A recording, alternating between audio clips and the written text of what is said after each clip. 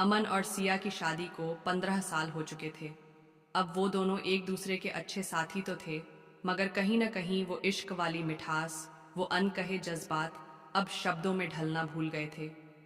अमन की जिंदगी अब एक टाइम टेबल में बंध चुकी थी।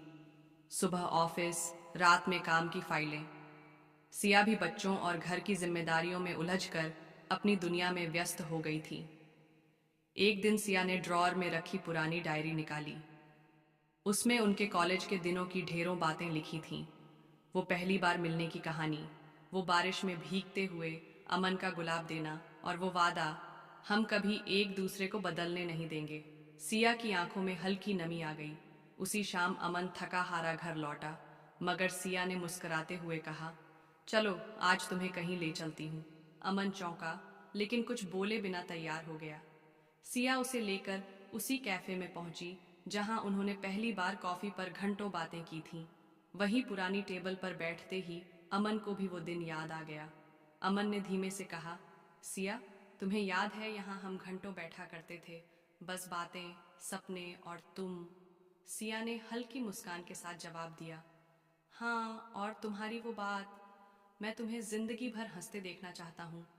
तुमने अब वो कोशिश करनी बंद कर दी क्या?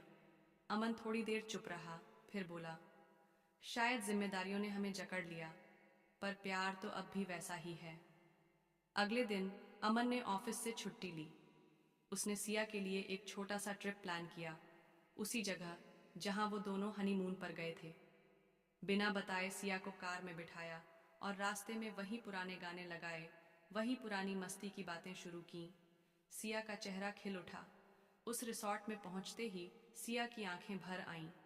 कमरे में अमन ने वही गुलाब का फूल रखा था जो शादी के दिन उसने सिया को दिया था। रात को डिनर पर अमन ने कहा, प्यार वक्त के साथ कभी मरता नहीं, बस थक जाता है, और कभी कभी उसे जगाने के लिए ऐसे ही किसी पुराने पल में लौटना जरूरी होता है। सिया ने मुस्कुराते हुए कहा, तुम आज भी वही हो, बस रोज की जिंदगी में छुप गए थे। अमन ने उसका हाथ पकड़कर जवाब दिया, और तुम आज भी वही हो, मेरी पहली मोहब्बत। उस रात दोनों ने खुलकर बातें की, हंसे और एक दूसरे को फिर से वही वादा दोहराया, हम चाहे जितने भी बदलें, पर प्यार कभी कम नहीं होगा।